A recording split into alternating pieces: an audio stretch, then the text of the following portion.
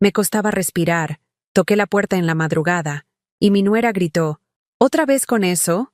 El aire se me escapaba de los pulmones como si alguien me hubiera clavado un puñal invisible en el pecho.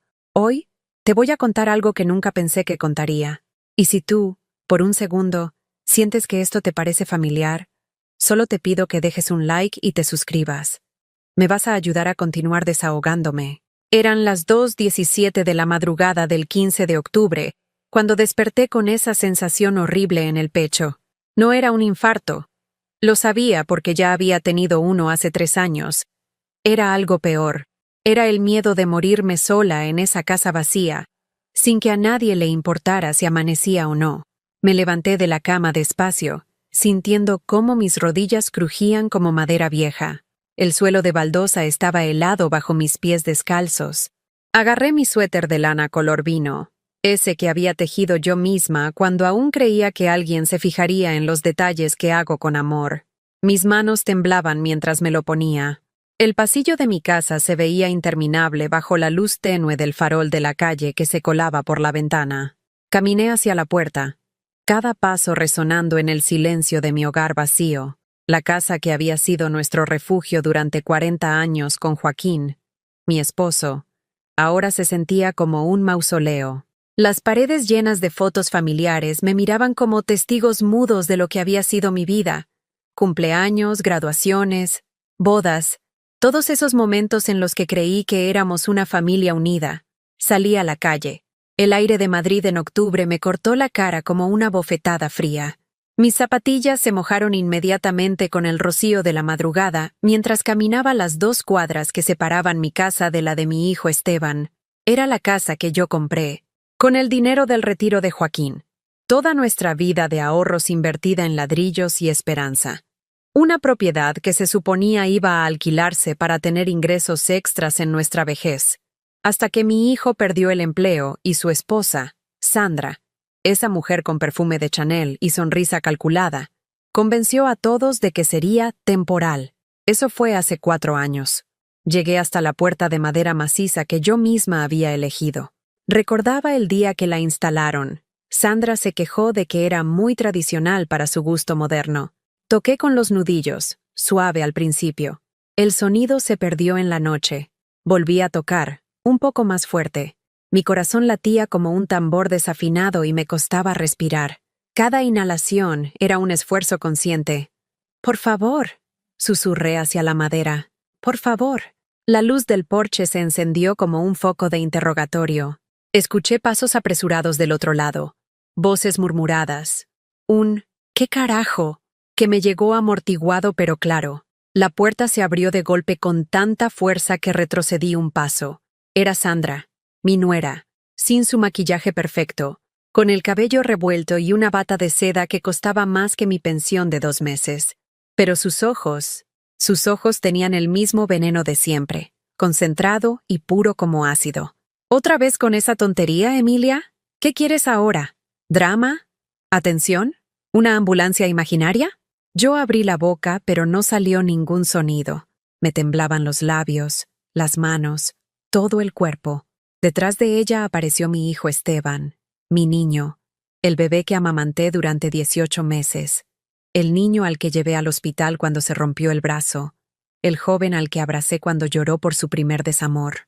Me miró como si yo fuera un perro callejero mojado que había venido a ensuciar su entrada. «Mamá», dijo con esa voz cansada, hastiada, «por favor, regresa a dormir. Ya hablamos de esto, pero es que no puedo respirar bien y...» Intenté explicar. «Ya estamos hartos de tus teatros», me interrumpió Sandra, cruzándose de brazos. «Si te quieres morir, hazlo en tu casa, pero no vengas a molestar a mi familia a estas horas. Los niños tienen clase mañana. Su familia. No nuestra familia. Su familia. No me abrazaron. No me ofrecieron un vaso de agua. No me preguntaron qué me dolía. Solo cerraron la puerta con un golpe seco que resonó en toda la calle dormida. Me quedé ahí parada, temblando en la entrada de la casa que yo compré, sintiendo cómo el frío de la madrugada se me metía hasta los huesos. Las lágrimas me corrían por las mejillas arrugadas y caían sobre mi suéter de lana, formando pequeñas manchas oscuras que se extendían lentamente. Volví a casa caminando más lento que nunca, arrastrando los pies como una anciana derrotada, porque eso era lo que me habían convertido. Una anciana que molesta, que exagera, que inventa enfermedades para llamar la atención. Me senté en mi cocina, la misma donde había preparado miles de comidas para esa familia que ahora me cerraba la puerta en la cara.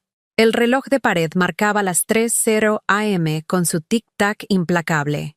Puse la cabeza entre las manos, y por primera vez en meses, lloré sin hacer ruido, porque entendí que ya no me veían como persona, solo como un estorbo que respiraba. Me costaba respirar. Toqué la puerta en la madrugada, y mi nuera gritó, ¿otra vez con eso?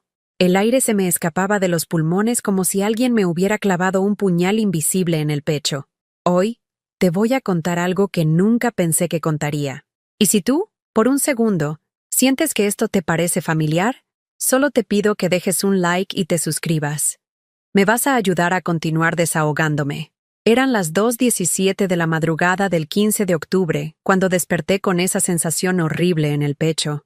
No era un infarto. Lo sabía porque ya había tenido uno hace 3 años. Era algo peor. Era el miedo de morirme sola en esa casa vacía, sin que a nadie le importara si amanecía o no. Me levanté de la cama despacio, sintiendo cómo mis rodillas crujían como madera vieja.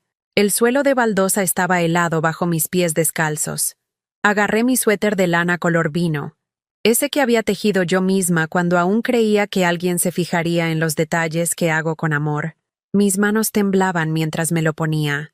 El pasillo de mi casa se veía interminable bajo la luz tenue del farol de la calle que se colaba por la ventana.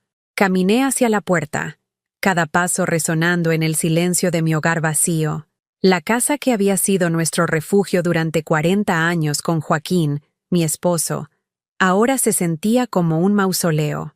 Las paredes llenas de fotos familiares me miraban como testigos mudos de lo que había sido mi vida. Cumpleaños, graduaciones, bodas, todos esos momentos en los que creí que éramos una familia unida. Salí a la calle. El aire de Madrid en octubre me cortó la cara como una bofetada fría. Mis zapatillas se mojaron inmediatamente con el rocío de la madrugada, mientras caminaba las 2 cuadras que separaban mi casa de la de mi hijo Esteban.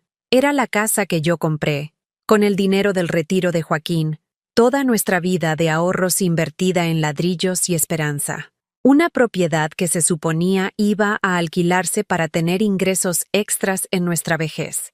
Hasta que mi hijo perdió el empleo, y su esposa, Sandra, esa mujer con perfume de Chanel y sonrisa calculada, convenció a todos de que sería temporal. Eso fue hace 4 años.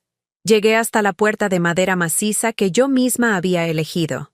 Recordaba el día que la instalaron. Sandra se quejó de que era muy tradicional para su gusto moderno. Toqué con los nudillos, suave al principio.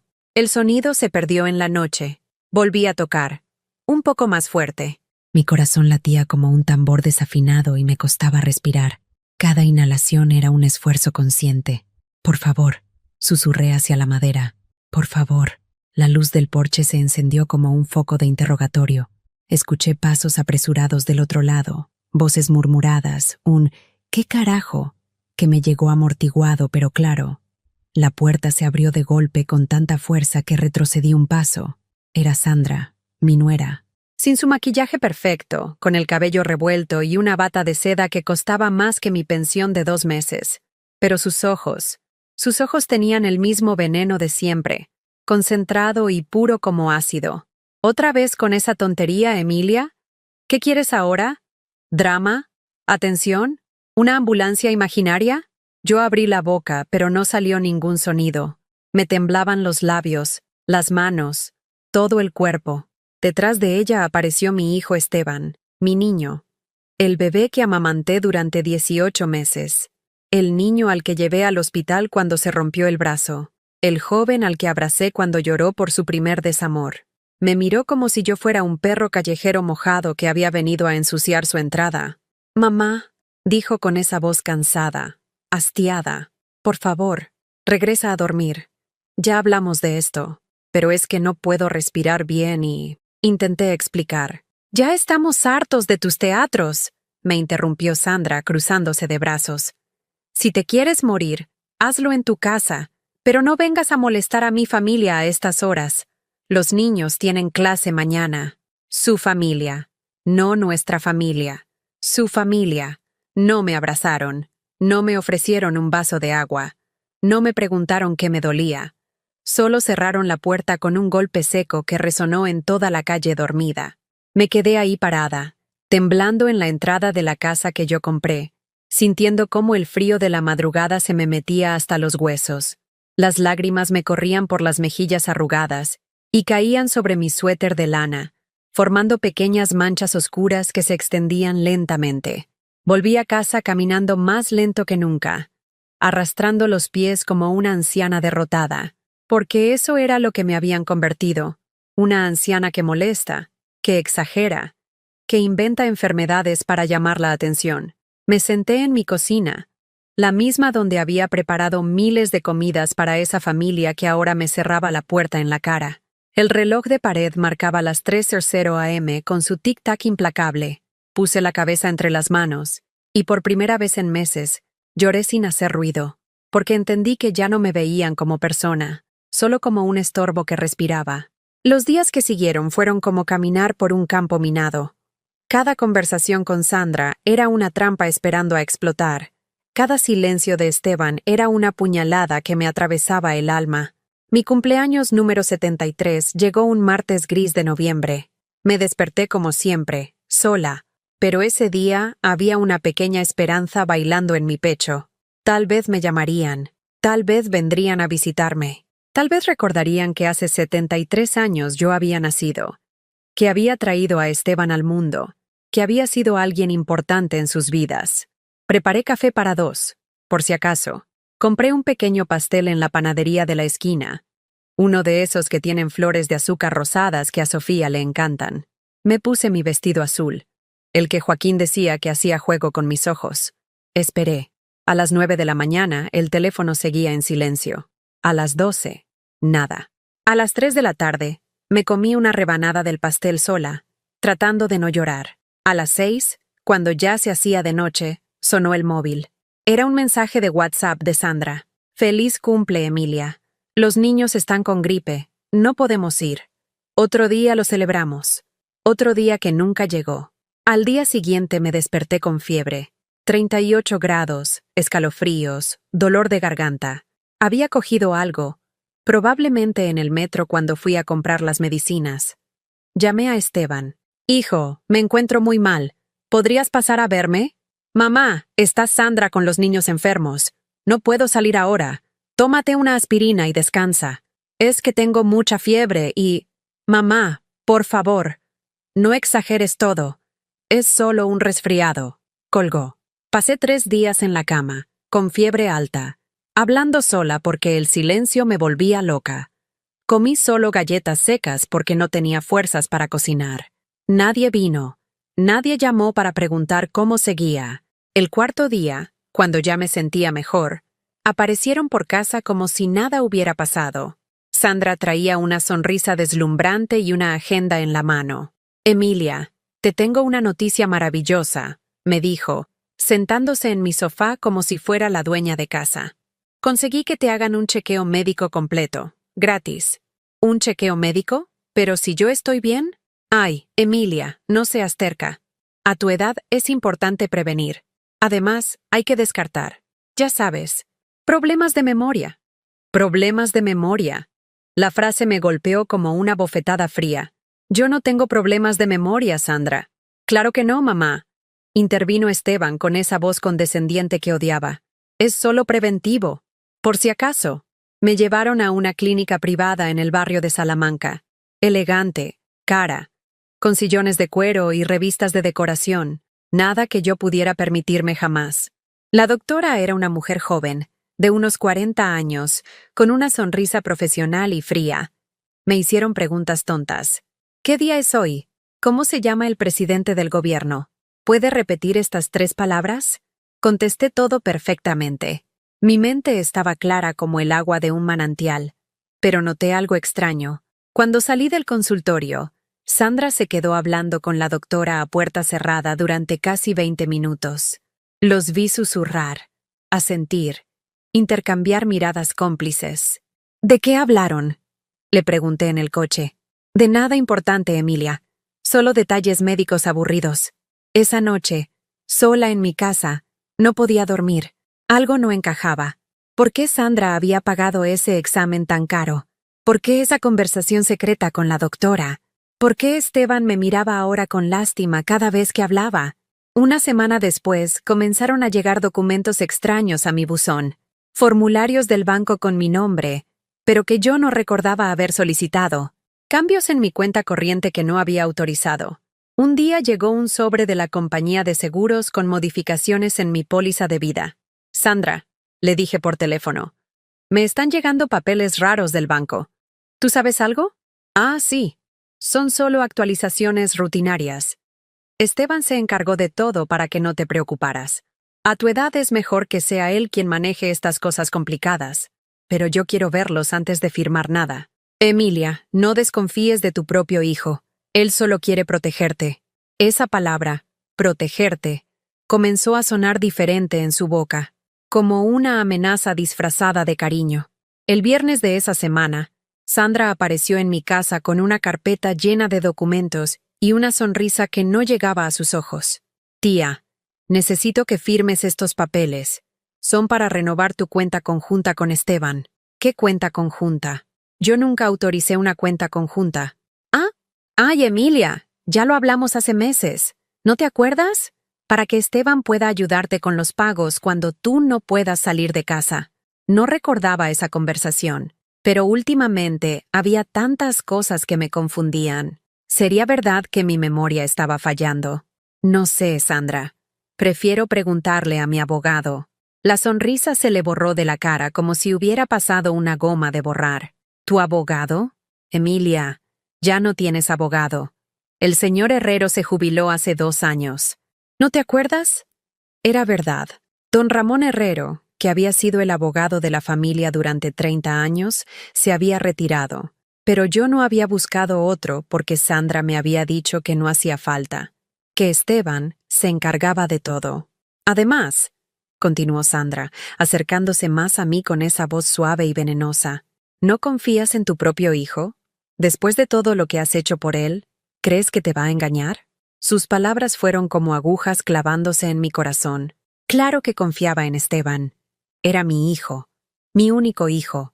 Lo había criado, lo había educado, había sacrificado mi vida entera por él. Firmé los papeles.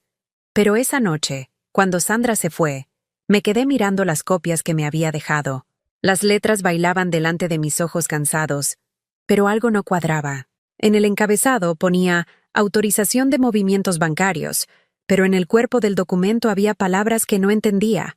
Transferencia de titularidad, poder notarial amplio, gestión patrimonial integral. Llamé a mi vecina, Carmen, que había sido secretaria de un despacho de abogados durante 20 años. Carmen, ¿puedes echarle un vistazo a esto? No entiendo bien lo que he firmado. Carmen se puso las gafas y leyó en silencio. Poco a poco, su expresión se fue ensombreciendo. Emilia, esto no es solo una cuenta conjunta. Esto le da a tu hijo control total sobre todas tus cuentas bancarias, tu pensión, incluso tu casa. ¿Cómo? Aquí dice que Esteban puede hacer cualquier operación en tu nombre sin consultarte. Puede vender propiedades, cerrar cuentas, incluso decidir sobre tu tratamiento médico si consideran que no tienes capacidad para hacerlo. El mundo se tambaló bajo mis pies. Me senté en la silla de la cocina antes de que las piernas me fallaran completamente. Carmen, eso significa que prácticamente le has dado todo lo que tienes. Y si algún día deciden que tienes demencia o algún problema mental, pueden hacer lo que quieran contigo. Esa noche no dormí. Me quedé despierta mirando el techo, sintiendo cómo las piezas del rompecabezas comenzaban a encajar. El examen médico, las conversaciones secretas, los documentos confusos, la insistencia de Sandra en que firmara todo para mi propia protección. Al día siguiente, cuando el banco abrió, fui corriendo a preguntar por mis cuentas. El empleado, un joven con cara de niño, Tecleó en su ordenador y frunció el ceño. Señora Morrison, su cuenta principal ha sido modificada. Ahora es cuenta mancomunada con su hijo Esteban Morrison. ¿Qué significa eso exactamente? Significa que cualquiera de los dos puede disponer del dinero sin autorización del otro. ¿Cuánto dinero queda en mi cuenta? Más tecleo. Una pausa larga. Demasiado larga. Señora, quedan 300 euros. Mi pensión era de 1.900 euros al mes. Había cobrado hacía solo una semana. ¿Dónde está el resto de mi dinero? Ha habido varias transferencias en los últimos días, todas autorizadas por el señor Esteban Morrison. Salí del banco tambaleándome como una borracha. Las aceras de Madrid me parecían movedizas bajo mis pies. La gente pasaba a mi lado hablando y riendo, viviendo sus vidas normales, mientras la mía se desmoronaba como un castillo de naipes. Me habían robado. Mi propio hijo me había robado. Y lo peor de todo era que yo había firmado los papeles que se lo permitían. Llegué a casa del banco con las piernas temblorosas y el corazón galopando como un caballo desbocado. 300 euros. De 1.900 que había cobrado la semana pasada, me quedaban 300 euros. El resto había volado a las cuentas de mi hijo sin que yo lo supiera. Me senté en el sofá de la sala, el mismo donde Esteban solía hacer los deberes cuando era pequeño, y marqué su número con dedos que temblaban tanto que tuve que intentarlo 3 veces. ¿Diga? Su voz sonaba ocupada, molesta. Esteban, necesito hablar contigo. He estado en el banco y... Mamá, ahora no puedo. Estoy en una reunión importante. Hijo, esto es urgente. Mi dinero ha desaparecido de... Mamá, por favor. Ya hablamos de esto. Yo administro tus finanzas ahora para que no tengas que preocuparte por esas cosas complicadas. ¿Qué cosas complicadas? Es mi dinero. Un silencio largo. Demasiado largo. Cuando habló de nuevo, su voz había cambiado. Sonaba fría, calculada. Mamá, creo que necesitamos sentarnos a hablar. En persona. Ve preparando café. Vamos para allá. Colgó sin despedirse. 1 hora después, la puerta de mi casa se abrió con las llaves que yo les había dado hace años, para emergencias. Sandra entró primero, taconeando sobre las baldosas de la entrada como una reina en su palacio. Llevaba un vestido negro ceñido, y su perfume caro impregnó inmediatamente todo el recibidor. Detrás venía Esteban, con traje oscuro y corbata, como si hubiera salido de una junta directiva. No me saludaron. No me preguntaron cómo estaba. Se dirigieron directamente a la sala y se sentaron en el sofá grande, dejándome a mí la silla pequeña e incómoda, como si fuera yo la visita en mi propia casa. «Mamá», comenzó Esteban, cruzando las piernas y mirándome como se mira a un niño desobediente. «Sandra me ha contado que has estado creando problemas innecesarios». «¿Problemas?» «Esteban, me han robado mi dinero. 1.600 euros han desaparecido de mi cuenta». Sandra soltó una risa seca, sin humor. «Oh, Shremilia, qué dramática eres. Nadie te ha robado nada. Tu hijo está administrando tus recursos porque tú ya no tienes la capacidad mental para hacerlo». «¿Qué has dicho?» Me levanté de la silla, sintiendo cómo la sangre me subía a la cabeza. «¿Cómo que no tengo capacidad mental?» «Mamá, siéntate», ordenó Esteban con esa voz que usaba cuando era adolescente y creía que podía mandarme. «Hemos hablado con la doctora Jiménez». ¿La doctora del examen médico? Exacto. Ella nos ha confirmado lo que ya sospechábamos. Tienes signos evidentes de deterioro cognitivo. Pérdida de memoria, confusión, paranoia.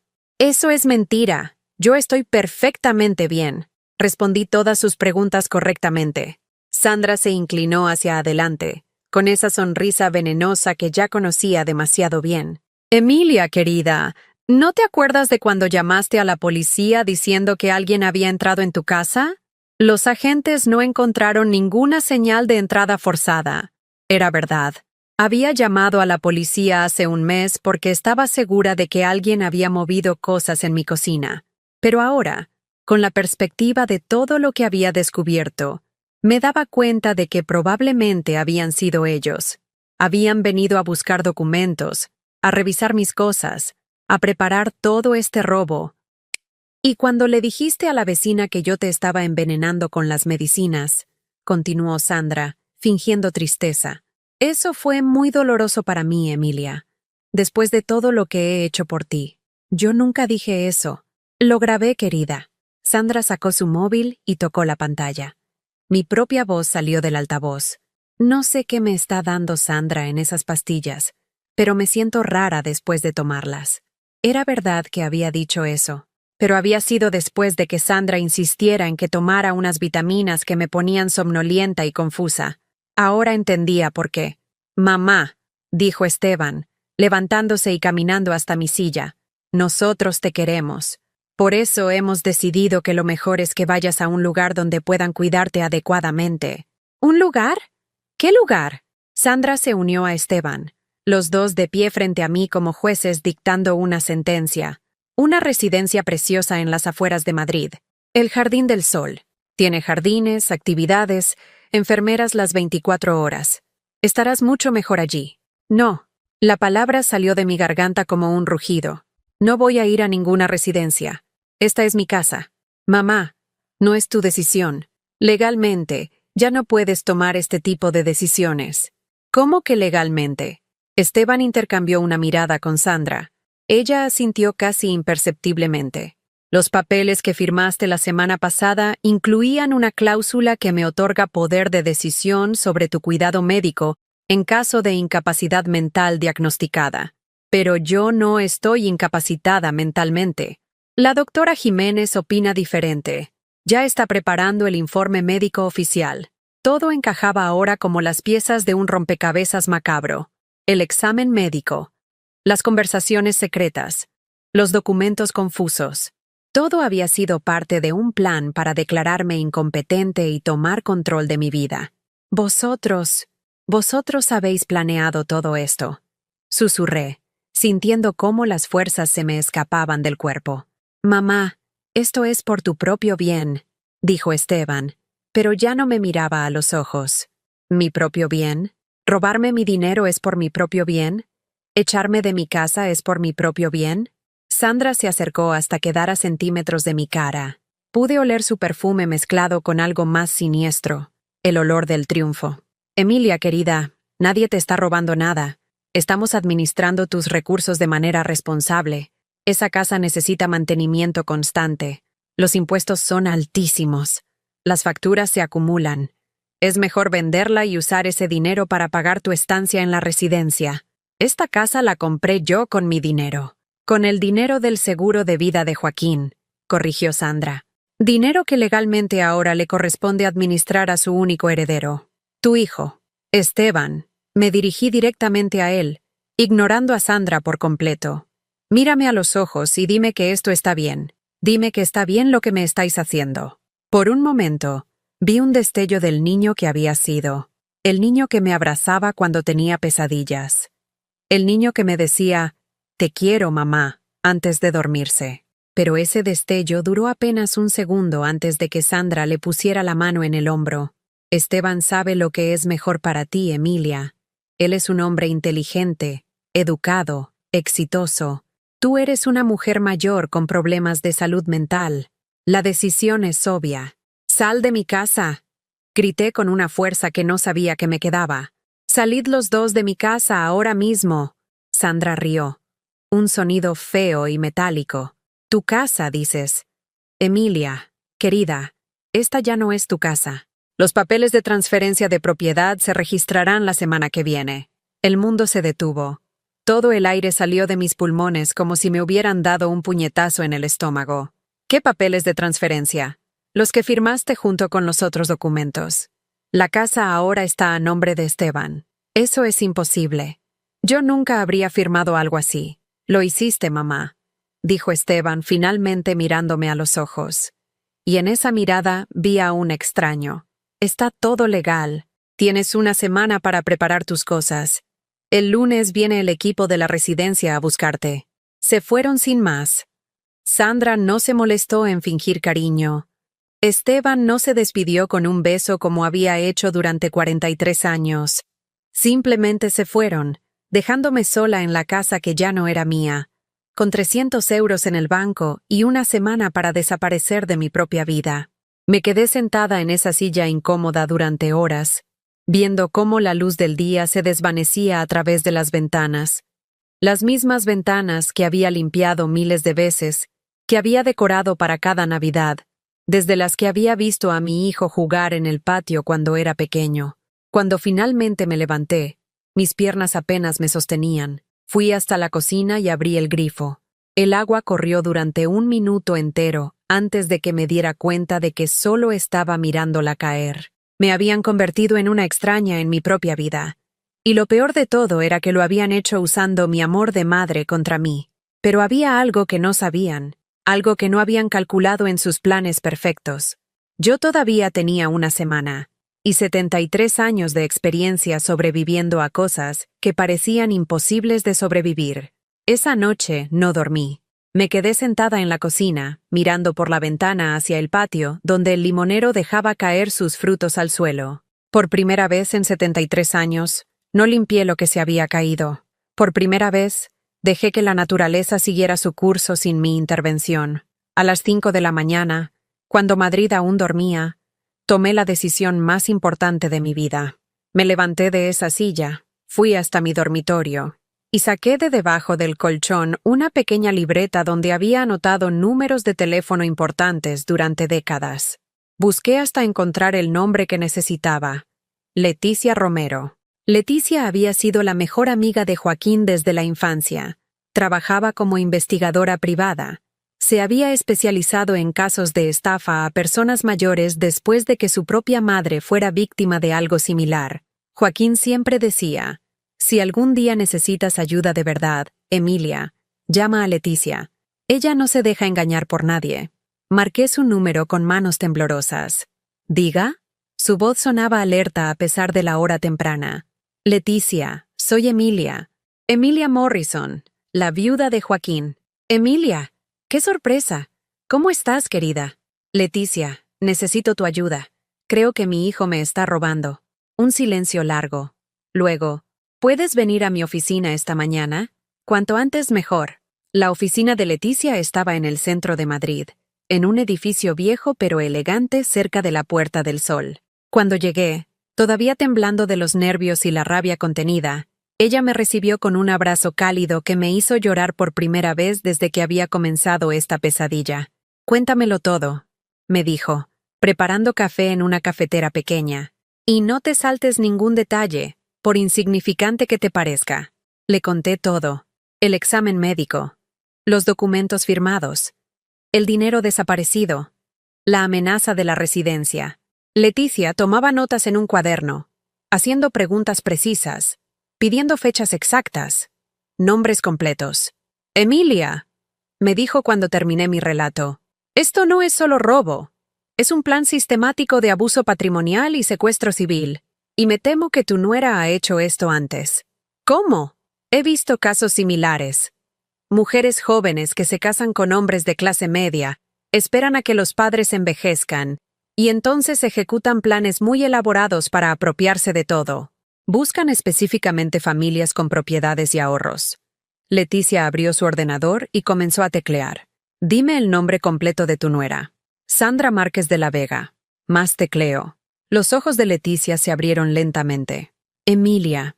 Sandra Márquez estuvo casada antes, con un hombre llamado Miguel Santander, que murió hace 8 años. Su madre, Dolores Santander, fue internada en una residencia mental poco después de la muerte de su hijo, diagnosticada con demencia senil. ¿Y? Dolores Santander tenía 72 años cuando la internaron.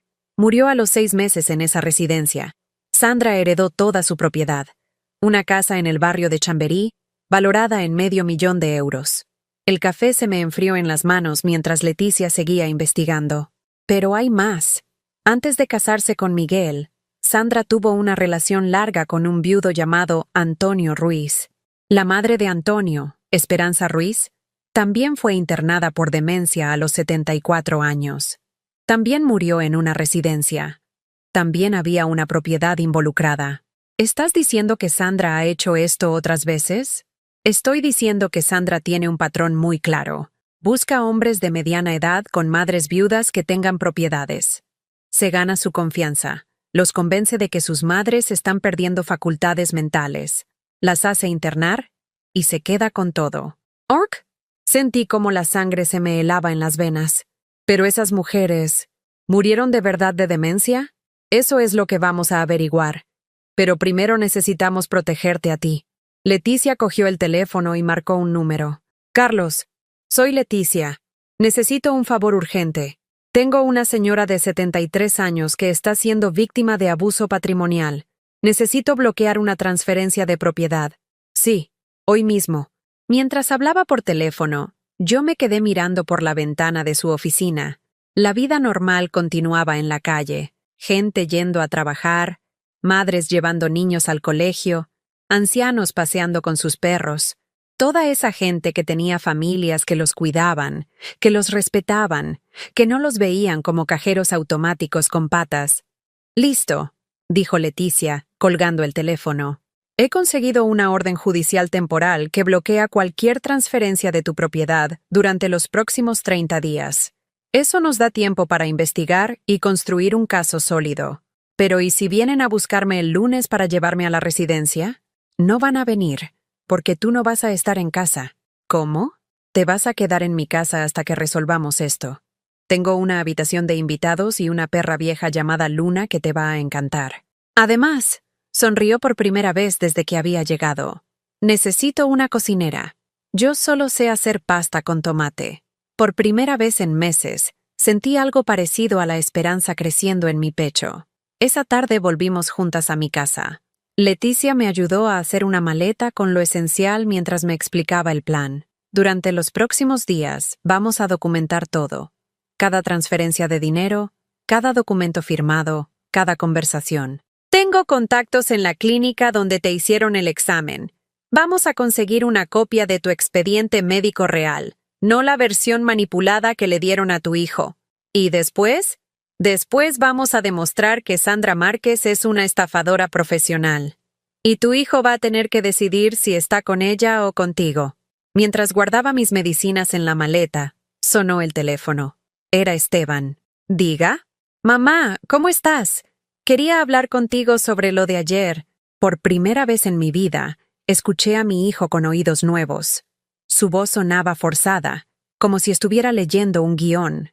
«Hijo, ¿tú realmente crees que estoy loca?» «Mamá, no digas eso.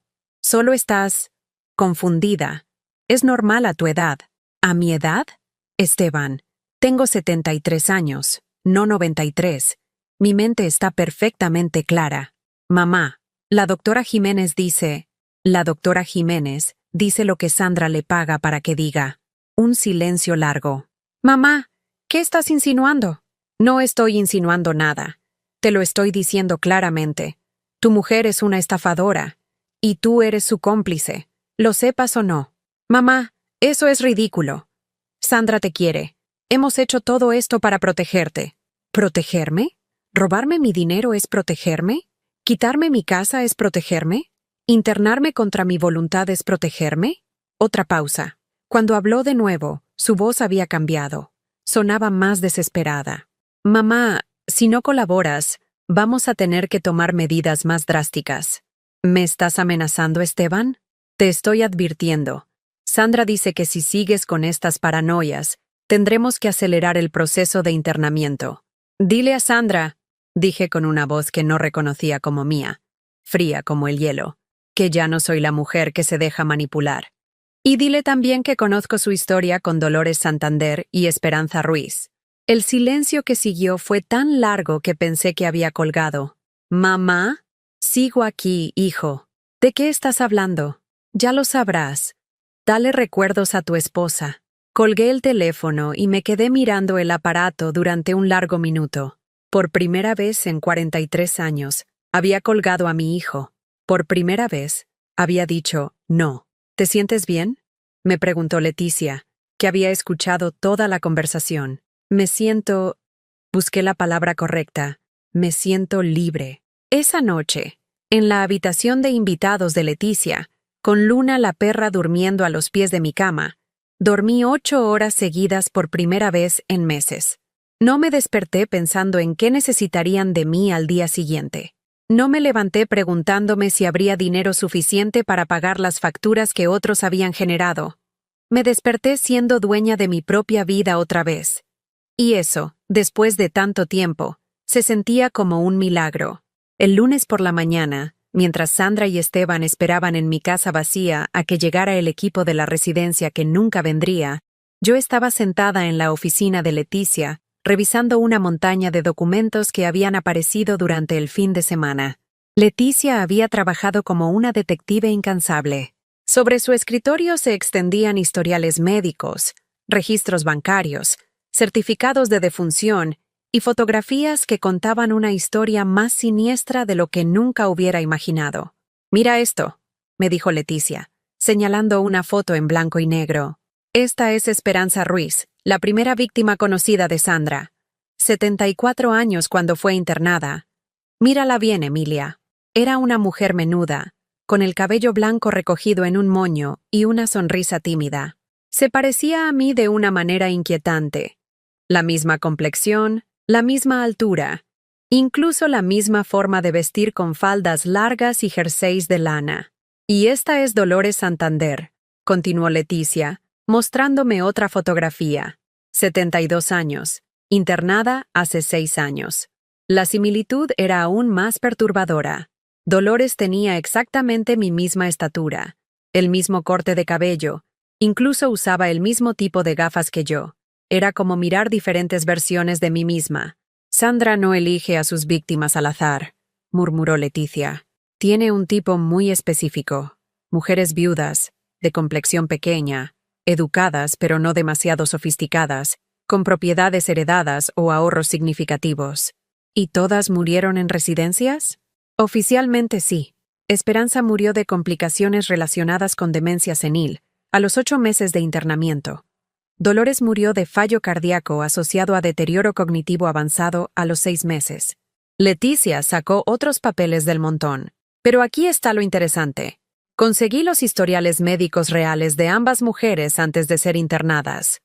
Esperanza había pasado un chequeo médico completo 3 meses antes de su diagnóstico de demencia. Resultado: perfecta salud mental y física. Dolores también. De hecho, había renovado su licencia de conducir solo 2 meses antes de que la declararan mentalmente incompetente. Un escalofríos me recorrió la espalda. ¿Entonces no estaban enfermas?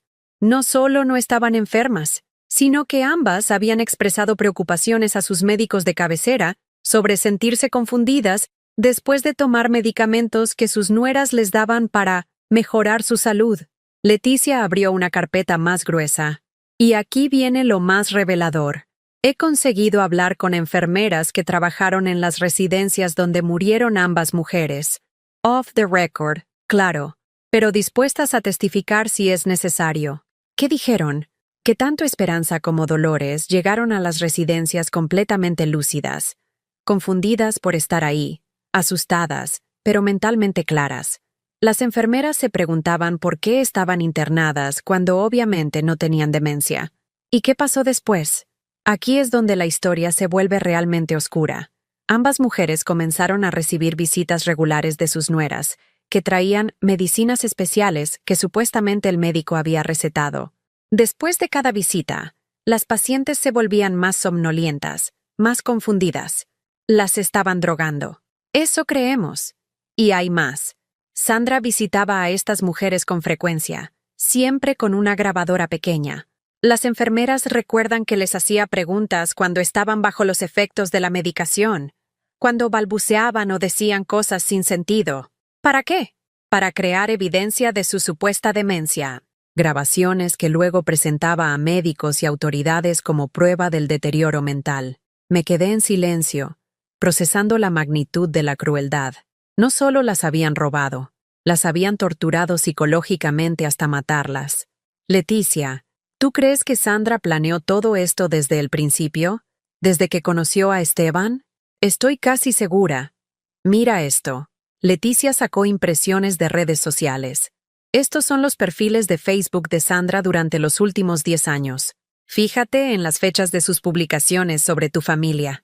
Revisé las capturas de pantalla. Sandra había comenzado a publicar fotos de nuestra familia hace 5 años, pero siempre con comentarios sutilmente preocupantes. Preocupada por la salud de mamá Emilia.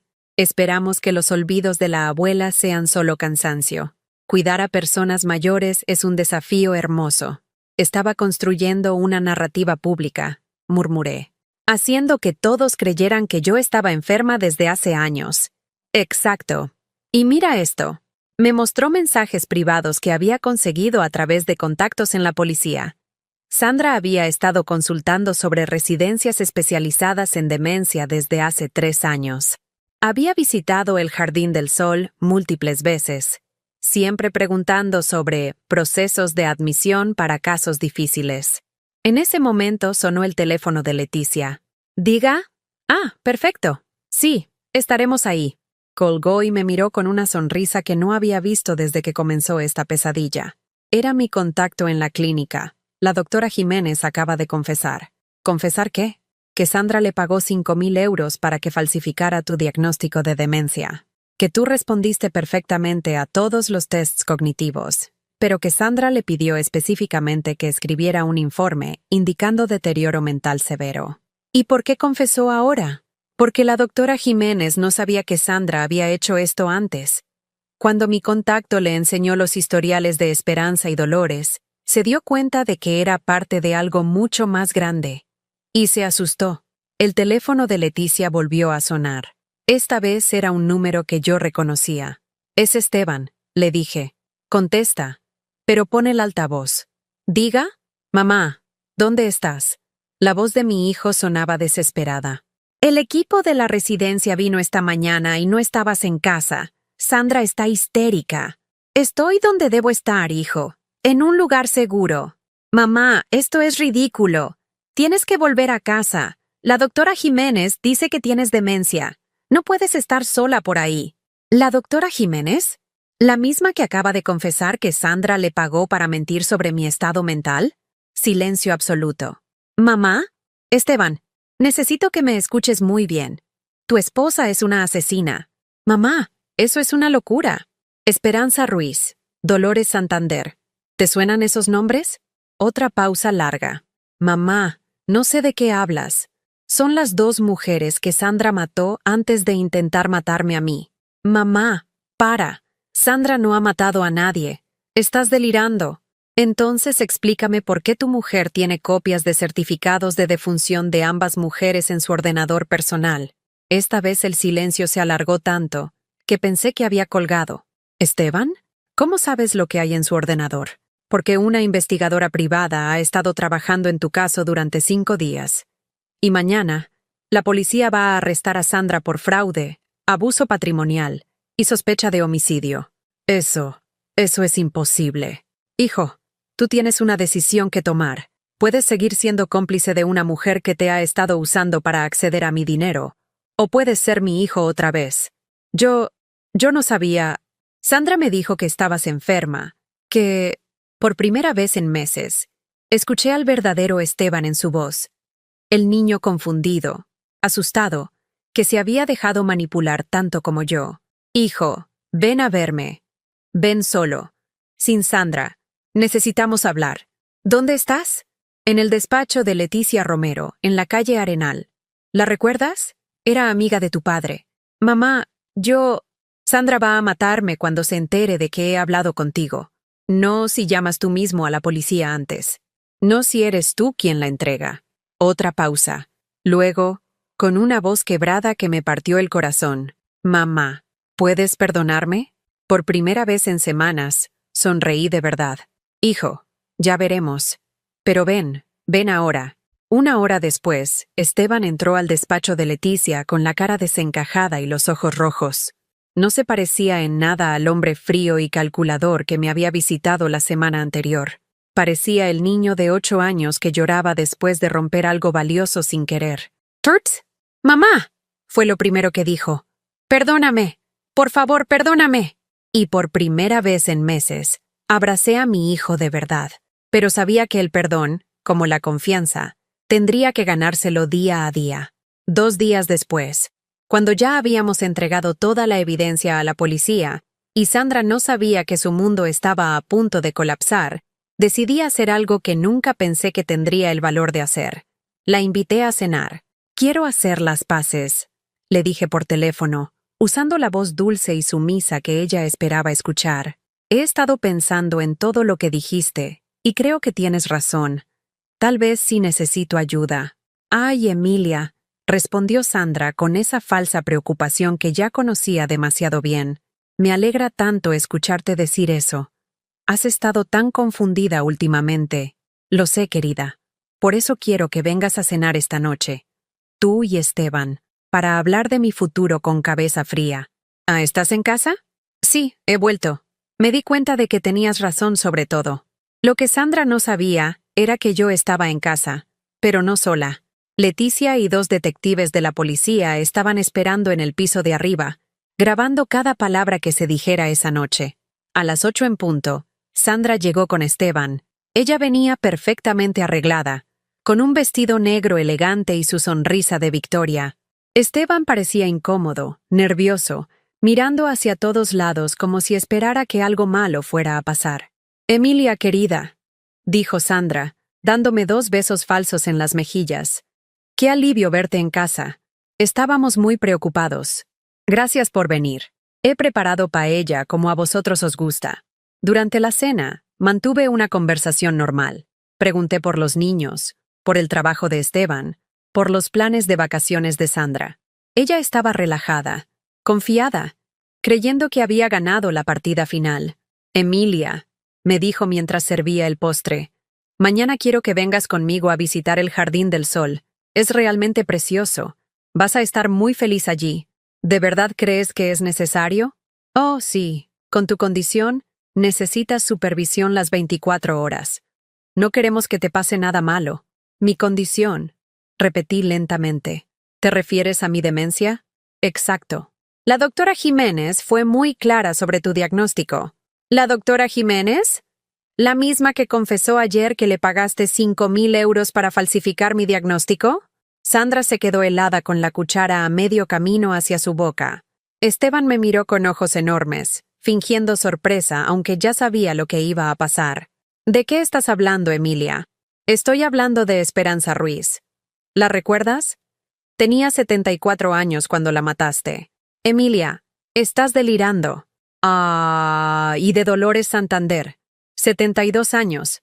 También la asesinaste». Sandra se levantó de la silla bruscamente, tirando su copa de vino que se estrelló contra el suelo. «Estás completamente loca. Esteban, tu madre ha perdido definitivamente la razón». «Siéntate, Sandra», dije con una voz que no reconocía como mía, fría, firme, sin el menor rastro de la mujer asustada que había sido hace una semana. «Harson, no pienso seguir escuchando estas locuras. Esteban, vámonos». Pero Esteban no se movió. Se quedó sentado, mirando su plato, con las manos temblando. «Esteban», le dijo Sandra con voz cortante. «He dicho que nos vamos». «No, Sandra», murmuró mi hijo sin levantar la vista. «Creo que deberíamos escuchar lo que mamá tiene que decir». La cara de Sandra cambió completamente. La máscara de mujer dulce y preocupada desapareció, reemplazada por algo frío y calculador que me heló la sangre. «Ya veo», dijo lentamente. «La loca de tu madre te ha lavado el cerebro con sus fantasías paranoicas». «¿Fantasías?» Me levanté y fui hasta la cómoda del salón, donde había guardado una carpeta gruesa. ¿Son fantasías los certificados médicos de Esperanza y Dolores que demuestran que estaban perfectamente sanas antes de que las internaras? No sé de qué hablas. ¿Aminchichio? ¿Son fantasías las declaraciones de las enfermeras que recuerdan cómo llegaron lúcidas a las residencias y cómo se volvían confusas después de tus visitas? Sandra se acercó a mí con pasos lentos, como un depredador acorralado. «Emilia, querida, estás muy enferma. Estas alucinaciones son parte de tu demencia». ¿Son alucinaciones las grabaciones donde les hacías preguntas mientras estaban drogadas para crear evidencia de su supuesta locura? «¡Basta!», gritó Sandra, perdiendo completamente la compostura. «No tienes pruebas de nada, ¿no? ¿Y esto qué es?» Saqué de la carpeta una fotografía que Leticia había conseguido del ordenador personal de Sandra. Era una imagen de Esperanza Ruiz en su lecho de muerte, con Sandra sonriendo junto a ella. «¿Por qué tienes fotos de una mujer muerta en tu ordenador, Sandra?» Eso es. «¿Y por qué tienes copias de los testamentos de ambas mujeres?» ¿Y por qué tienes anotaciones sobre el valor de sus propiedades? Sandra me arrebató la fotografía de las manos y la rompió en pedazos. Todo esto es una trampa. Esteban, tu madre está tratando de separarnos. Sandra, dijo Esteban con voz quebrada, finalmente levantando la vista. ¿Es verdad? ¿De verdad mataste a esas mujeres? No las maté. Solo las ayudé a descansar. Estaban solas, abandonadas, sufriendo. ¿Cómo me ibas a ayudar a descansar a mí? Sandra se dio cuenta de lo que había dicho. Sus ojos se movieron nerviosamente hacia la puerta, calculando si podría escapar. Emilia, tú no entiendes. Esas mujeres no tenían familia que las quisiera. Sus hijos las visitaban una vez al mes, si acaso. Yo les di cariño, atención, ¿y a cambio te quedaste con sus casas? Me las dejaron en herencia porque era la única que las cuidaba. ¿Cómo te iba a dejar mi casa a ti cuando yo muriera en esa residencia? Sandra se quedó callada, pero su silencio lo decía todo. Por eso te casaste con Esteban. Continué. No porque lo amaras, porque sabías que yo tenía una casa, ahorros, una pensión, porque sabías que él era un buen chico, obediente, que haría lo que su esposa le dijera. Esteban. Sandra se dirigió a mi hijo con desesperación. No escuches a tu madre. Está enferma. Yo te quiero. Nosotros tenemos una familia. ¿Me quieres? Esteban se levantó lentamente de la silla. ¿O quieres la herencia que pensabas recibir cuando mamá muriera? Las dos cosas. Se pueden querer las dos cosas. En ese momento se abrió la puerta de la entrada y entraron Leticia junto con 2 detectives de policía. Sandra Márquez de la Vega, dijo uno de los oficiales. Queda arrestada por fraude, abuso patrimonial, falsificación de documentos y sospecha de homicidio. Sandra me miró con un odio tan puro que me hizo retroceder un paso. Esto no ha terminado, Emilia. ¿Vas a arrepentirte de esto? No, le dije mientras le ponían las esposas. Lo que va a terminar es tu carrera de matar ancianas por dinero. Cuando se la llevaron, la casa se quedó en silencio. Esteban y yo nos miramos como 2 extraños que se encuentran después de una guerra. Mamá, susurró, ¿puedes perdonarme algún día? Hijo, le dije, sintiéndome más cansada de lo que me había sentido en mi vida. El perdón no se da de una vez. Se construye día a día, con acciones, no con palabras. ¿Qué puedo hacer? Puedes empezar por devolver mi dinero. Todo, hasta el último euro. Claro, por supuesto. Y puedes explicarles a tus hijos por qué su madre está en la cárcel, con la verdad, sin mentiras. Lo haré. Y puedes venir a visitarme los domingos, solo tú, para tomar café y hablar como madre e hijo, no como víctima y cómplice. Esteban asintió, con lágrimas corriendo por sus mejillas. ¿Y después? Después ya veremos. El tiempo dirá si realmente has cambiado o si solo tienes miedo de ir a la cárcel junto con tu mujer. Esa noche, cuando todos se fueron y me quedé sola en mi casa por primera vez en una semana, no sentí miedo, no sentí soledad, sentí paz. Por primera vez en años, nadie me necesitaba para nada. Nadie esperaba que pagara sus facturas, que limpiara sus problemas, que me sacrificara por su bienestar. Era libre. Y esa libertad, después de tanto tiempo, sabía a gloria. Los meses que siguieron a aquel enfrentamiento definitivo fueron un torbellino de gestiones, llamadas y visitas a despachos. Con el respaldo de Leticia, Emilia presentó la denuncia formal contra Sandra y revisó cada documento firmado bajo engaño. La fuerza con la que había recuperado su dignidad aquella madrugada se consolidó con cada paso que daba ante abogados y jueces. Aunque al principio caminaba despacio, con el peso de la traición aún anclado en los hombros, pronto descubrió un vigor renovado que nunca imaginó volver a sentir. La policía detuvo a Sandra y comenzó la investigación de los casos de Esperanza Ruiz y Dolores Santander.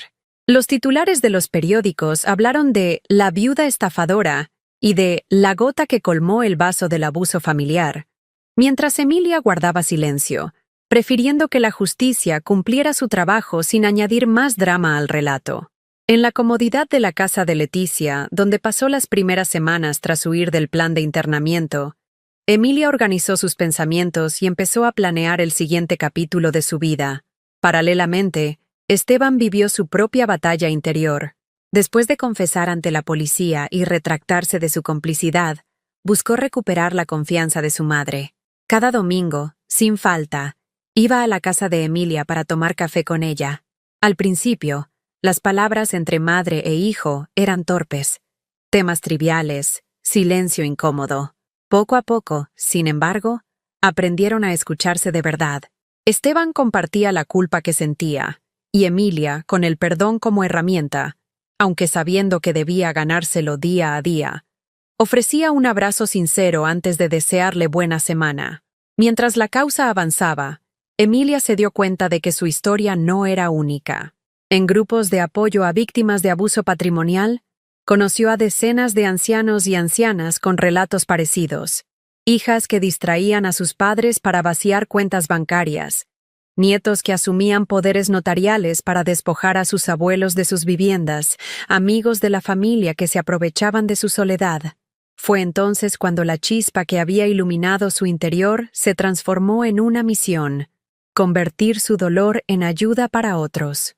Con ayuda de Leticia y un pequeño equipo de voluntarios, Emilia fundó una asociación local llamada Manos Sabias.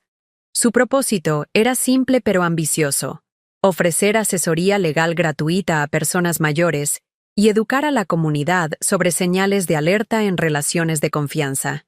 En las primeras charlas, Emilia contaba con voz firme y mirada clara su propia experiencia, cómo las supuestas muestras de cariño de Sandra ocultaban oscuras intenciones, y cómo un examen médico falsificado casi la condenó a perderlo todo. Cada mes, Manos Sabias celebraba un encuentro en la biblioteca municipal. Allí, entre tazas de té y galletas caseras, los asistentes compartían historias, dudas y miedos. Emilia, sentada al frente, guiaba la conversación con calidez y seguridad. Los rostros angustiados se transformaban en miradas esperanzadas cuando descubrían que no estaban solos. Y cada vez que alguien revelaba un abuso, la asociación extendía su red de apoyo hasta que la víctima encontraba un abogado o un defensor de oficio dispuesto a actuar. A nivel personal, Emilia emprendió una rutina de autocuidado. Había dejado de ser aquella mujer temerosa que dependía de la aprobación de su nuera. Despertaba temprano para caminar por el parque cercano, respirando el aire fresco de la mañana mientras saludaba a otros paseantes. Le encantaba detenerse frente a los árboles, observar cómo las hojas danzaban al viento y recordar que la vida, al igual que la naturaleza, estaba llena de ciclos de renacimiento. La casa que creía perdida volvió a manos de Emilia gracias a una resolución judicial que anuló la transferencia fraudulentamente firmada. El proceso no fue inmediato. Hubo apelaciones y nuevas audiencias, pero cada fallo a su favor la fortalecía. Un día volvió a cruzar el umbral de su propio hogar con las llaves en la mano, sintiendo un cosquilleo de triunfo y alivio. Limpió cada rincón con esmero, restableció sus fotos familiares y, sin prisa, redecoró las habitaciones justo como a ella le gustaba. En aquella vivienda, que recuperaba su esencia tras la tormenta, Emilia instaló un pequeño despacho donde dedicaba tardes a recibir a quienes buscaban ayuda. Tenía una mesa amplia, estanterías repletas de carpetas y una lámpara que iluminaba la zona de atención. Cada nuevo caso la hacía revivir el miedo inicial que sintió al golpear la puerta de Sandra en plena madrugada, pero también encendía en ella la determinación de evitar que alguien más sufriera así. El vínculo con Esteban siguió sanando. Aunque hacía falta tiempo para borrar la marca de la traición, su relación madre-hijo adquirió una profundidad distinta. Compartían cafés tranquilos, paseos en el parque y tertulias telefónicas sobre el día a día. A veces, conversaban de la residencia donde Sandra había querido internar a Emilia, y Esteban, con gesto serio, prometía protegerla de cualquier intento de manipulación futura. Con el paso de los años, Manos Sabias creció hasta convertirse en una referencia en la comarca. Emilia, ya entrada en los 75, era invitada a dar charlas en otros municipios y a colaborar con programas de televisión dedicados a la protección de los mayores. Su mensaje era claro: la familia no puede convertirse en un arma de abuso, y el cariño nunca debe usarse para vaciar bolsillos ni robar hogares. Tras cada intervención pública, Recibía cartas de agradecimiento de personas a las que había ayudado a recuperar sus vidas. En el plano personal, Emilia descubrió nuevos placeres. Retomó la costura y el tejido, tejió nuevos suéteres, aunque nunca con la ilusión de que alguien los apreciara, sino simplemente porque la actividad calmaba su mente. Plantó flores en el jardín y organizó pequeñas reuniones de amigas de siempre. Su risa volvió a escucharse con frecuencia en el vecindario, como un canto de victoria tras la larga batalla. La vida le enseñó que la fortaleza no es la ausencia de miedo, sino la capacidad de actuar pese a él, que los años no son una condena a la dependencia, sino una fuente de sabiduría y experiencia, que la justicia puede demorarse, pero cuando llega, ilumina los rincones más oscuros de la injusticia. Y, sobre todo, que el amor verdadero no esclaviza ni roba, sino que libera y protege. Hoy, Emilia vive rodeada de cariño auténtico. Su hijo, recuperado de la hipnosis de Sandra, le ha pedido perdón públicamente y trabaja junto a ella en la asociación. Los nietos la visitan con frecuencia, trayendo risas y confidencias. Y en las tardes de otoño, se sienta en el porche con una manta sobre las piernas, mirando el atardecer y agradeciendo cada soplo de aire que recorre sus pulmones. Aquel que aprendió a valorar cuando casi se lo negaron. La lección de vida que Emilia comparte con quien la escucha es sencilla y poderosa. Nunca subestimes tu propia voz ni permitas que el miedo te haga cerrar la puerta a la verdad. Protege tus derechos, confía en tu intuición y busca apoyo cuando algo no encaje. La vejez puede traer desafíos físicos, pero la inteligencia y el valor no envejecen. Siempre hay un motivo para luchar por tu libertad y tu dignidad. ¿Conoces a alguien que haya vivido una situación similar o la hayas vivido tú mismo? Responde en los comentarios. Si te gustó el video, deja tu like y suscríbete al canal para que esta historia llegue a quien más lo necesita.